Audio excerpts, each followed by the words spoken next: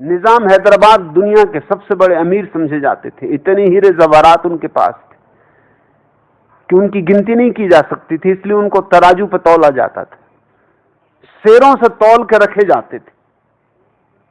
क्योंकि गोलकोंडा की खदान जिससे कोहिनूर जैसा हीरा निकला, वो भी कभी निजाम हैदराबाद का ही हीरा था। उस खदान से जितने भी अच्छे हीरे निकलते पहले निजाम के पास आते, फिर बाजार में जाते, वो अच्छे अच्छे हीरे खुद चुन लेता। इतने हीरे थे कि उन सारे हीरों को एक साल में निकाला जाता था धूप दिखाने के लिए, तो 7 छतें उसकी महल की भर जाती थी। अकूत खजाना था, कोई हिसाब नहीं था कि उन हीरों का कितने दाम है। लेकिन निजाम हैदराबाद की हालत तुम समझते हो।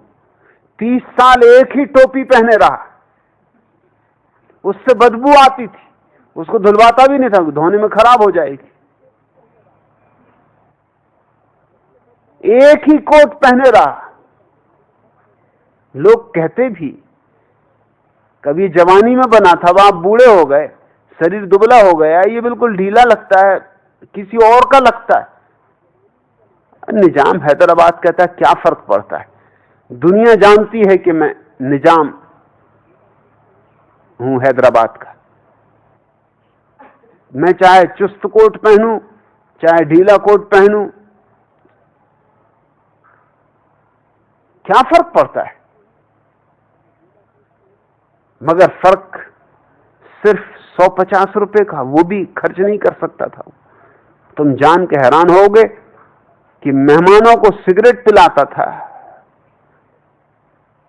तो उसकी छाती जलती थी। मेहमान सिगरेट पीते थे, छाती उसकी जलती थी।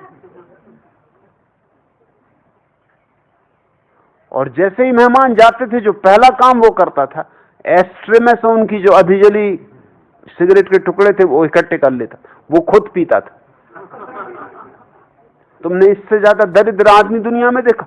भिकमंगा भी ये ना करे, भिकमंगा भी सड़क पर पड़े हुए टुकड़े नहीं उठाए। निजाम हैदराबाद जैसा धनपति और सिगरेट के टुकड़े दूसरों के जूठे टुकड़े उठा के पिए, भयंकर लोभी।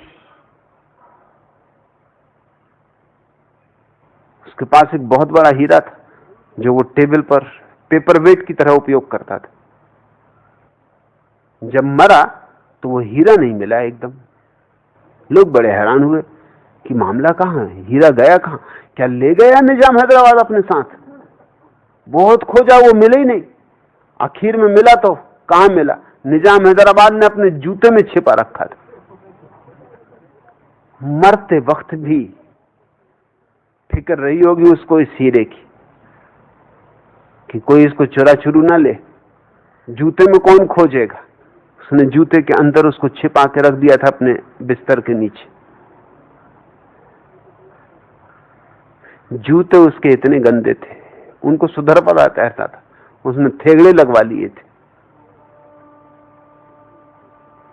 और यह आदमी दुनिया का सबसे बड़ा धनपति था। इधर लोभ और भय का भी कोई अंत नहीं था, इतना ही भय भी था। लोभी में अक्सर भय भी होता है। भय और लोभ एक ही सिक्के के दो पहलू। वो भयभीत इतना था कि रात उसे भूतों का बहुत डर लगता था। सच तो यह है कि जहां तक मैं जानता हूं भूत उससे डरते थे। ऐसे आदमी से भूत ना डरे तो क्या हो?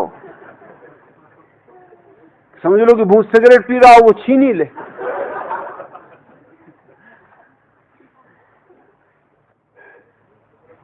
मगर वो भूतों से डरता था। किसी उस्ताद ने उसको बता दिया था कि भूतों से बचने का एक ही उपाय है, तो वो उपाय करता था। वो उपाय उसको सोने नहीं देता था। वो उपाय अजीब था। इस दुनिया में एक से एक ज्ञानी पड़े, मूढ़ों का अंत नहीं है, इसलिए ज्ञानियों का अंत नहीं है। मूढ़ों को चाहिए महामूढ़, तब तो वो उनको गुरु माने। उसने बताया था कि तरकीब एक ही है भूतों से बचने की, और वो ये है कि रात जब सो तो एक लोटे में नमक भर के उसमें अपना पैर डाल दो। नमक पास रहे और तुम्हें छूता रहे, भूत पास नहीं आ सकता। नमक से भूत बहुत डरते। तो बेचारा एक बड़ा लोटा, उसमें नमक और उसमें एक पैर डाल के और उसको पैर से बांध के रात सोता था। वैसे कहीं नींद आएगी, मगर नींद की कौन फिक्र करे, बचना भूतों से। ऐसा भयभीत, ऐसा लोभी, और सारा धन उसका, दुनिया का सबसे बड़ा धनी। धन मिल जाए तो भी कुछ मिलता नहीं, और की दौड़ कायम रहती, और एक दिशा में मिलता है कुछ तो बाकी दिशाओं में खो जाता है। इसलिए बेचैनी, विषाद बना ही रहता है। इस दुनिया में इस सत्य को जो देख लेता है कि तृष्णा दुष्पूर है, भरती ही नहीं, भर सकती ही नहीं, वही व्यक्ति भगवत्ता को उपलब्ध हो जाता है।